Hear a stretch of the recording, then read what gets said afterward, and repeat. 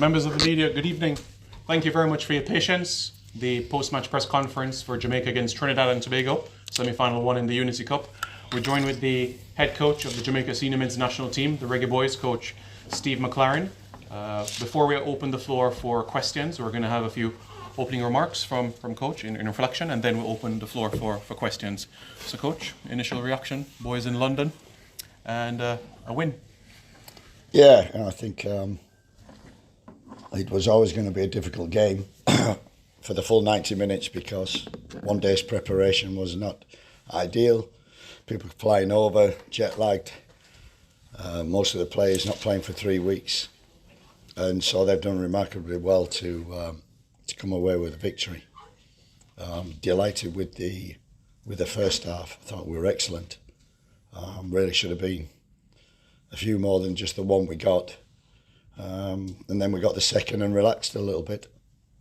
And then we thought we were just planning for penalties, and thank God we got a penalty, just for one. And Richard King smashed it away perfectly. I think it was important to win. It must have been for the neutral, I don't know, a great game because it was end to end. There was chances. There was great football as well. They're very technical, tactical. Trinidad, we knew that, but our boys did really well in terms of discipline, the game plan, and the transitions that we had, and opportunities to score. I'd say we should have scored more than 3, but normally you're happy with 3. But there were 2 penalties, but I think the key thing is there was a lot of pressure on the players today. First time for a lot of them, all of them really. First time in the UK playing for Jamaica.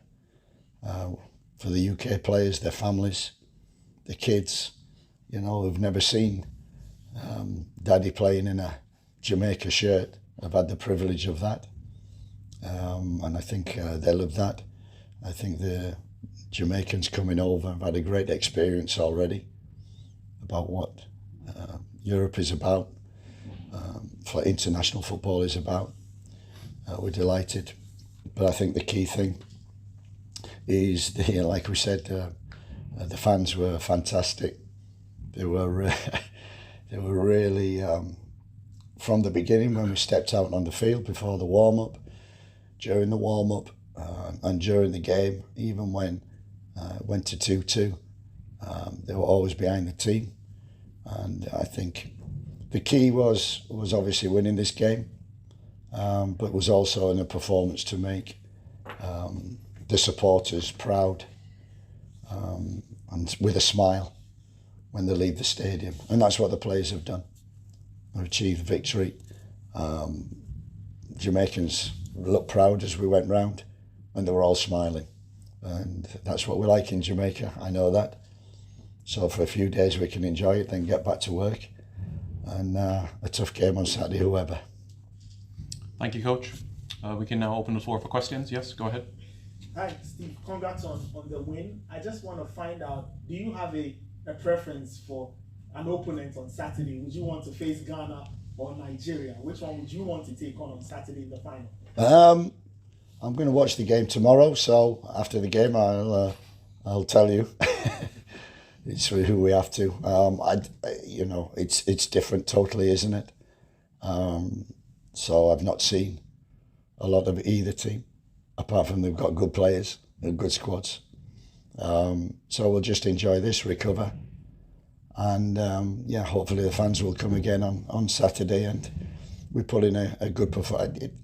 The key for me was playing good football and a good performance and create chances, and there was exciting football, and also from Trinidad. So I think for the neutral and even for the 2 supporters, Trinidad and Jamaica, it was a game of football and a good game of football.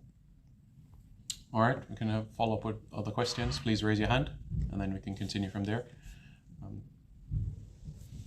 All right, Gario, go ahead. Hello, Coach. Gario once again, JFF Live. Overall, from preparation standpoint, did you think today's game will get your players in a where you need to be for the second one coming out? Like you just mentioned you had 1 day. 1 day, yeah. Yeah. You was there, you know.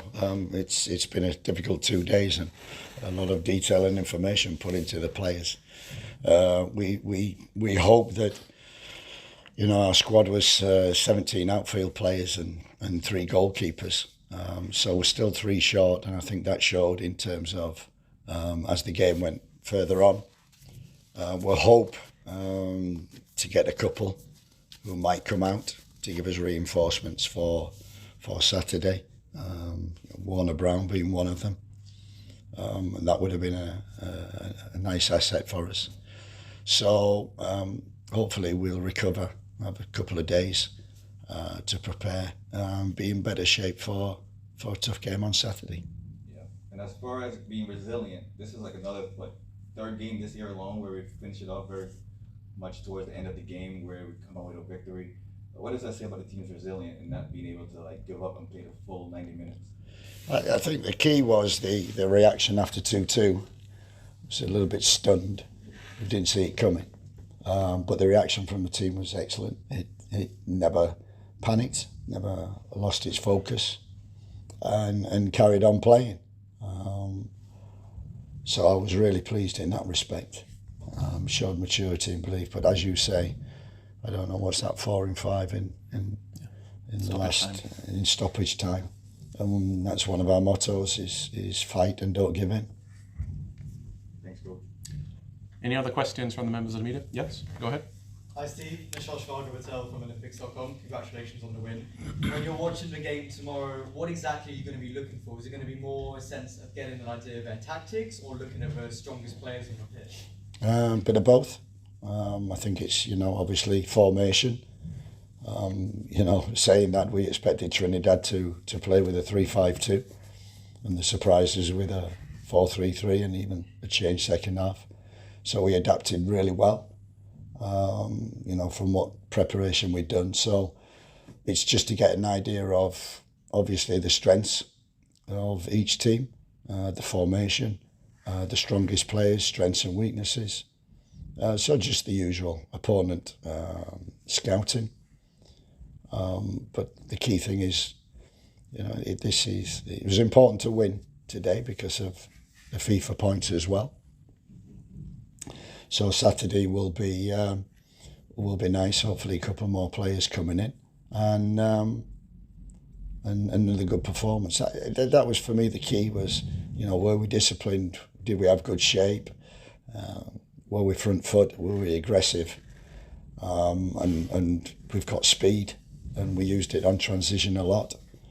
And I'm personally just delighted for Burrell. You know, he plucked from nowhere, and you know, playing for Burton, scoring goals, bit of an unknown.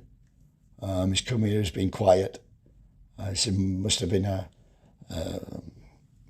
huge game for him and his family. I know they're all here, and what a debut to score, and that goal that he got is what we saw in him.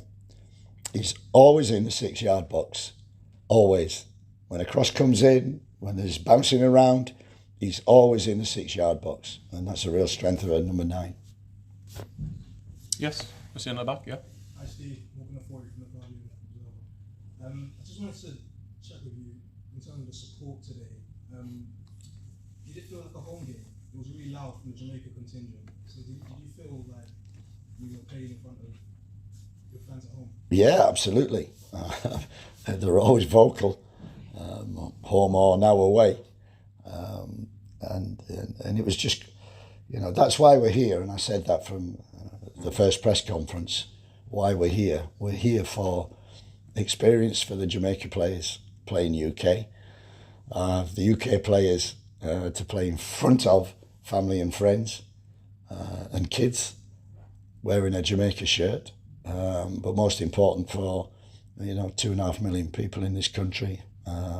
500,000 living in London. Of Jamaican heritage.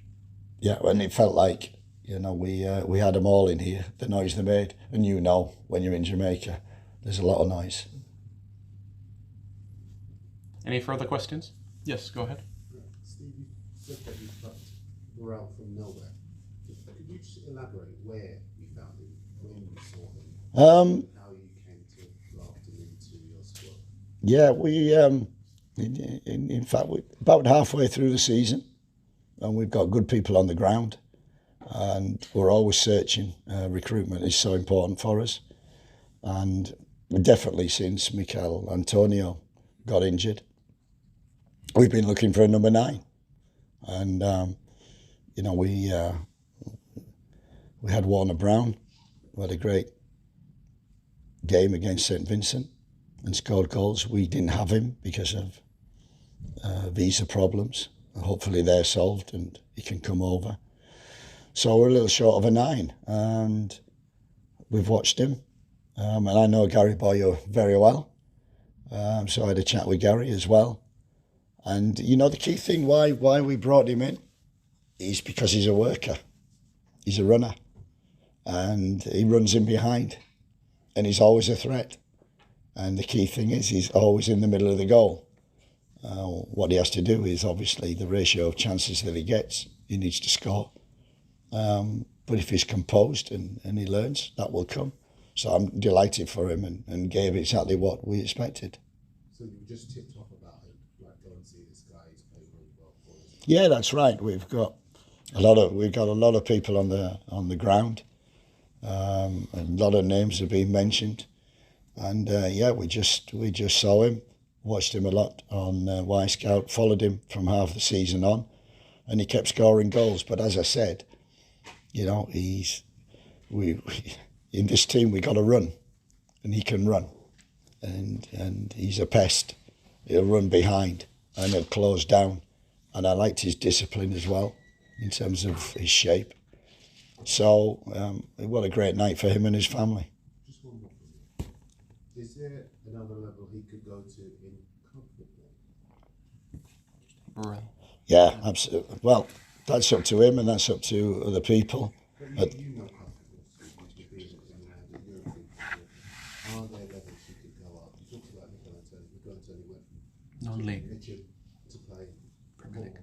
West Ham in Europe. Yeah. What are the levels? I think what we sometimes do and in football is look at the instant and don't look at the late developers. And we've looked at quite a few of them late developers playing in the Championship, First Division, Second Division even. Not so much the Premier League because we know the quality, but it's up to him. And what you get tested. So he's coming to Burton, he's been thrown in there, and he's had a great season and scored 11 goals, I think. And now he's made his debut here, so that has put him in a higher profile. Now can he step up? And what players tend to do, it's like Richard King, who's got a lot of attention in Europe, in the UK. And I've been saying, banging the drum forever, I say that boy can step up to whatever level he's put in. At the moment, he needs to get off the island and he needs to play in a better competition. But I think, and I've included him the last 2 games, he was excellent against the US when he came on. So, and I've told every scout in England that they need to take Richard King, because he might not be now, but he will be, because that boy's got everything. He's got everything, and he plays to the level that he's in. So if he jumps up and plays in the UK and more intensity, First Division Championship, in time he will adapt to that. So Richard King, he needs time, but I would, if I was at a football club, I would take him, because I think he can be a real asset in terms of he can defend, he's quick, when he wants to be, he can play to the level, whatever. And I just hope that someone takes a chance on him. Members of the media, thank you very much for your time. We appreciate it, and see you on Saturday. Thank you, Jeff.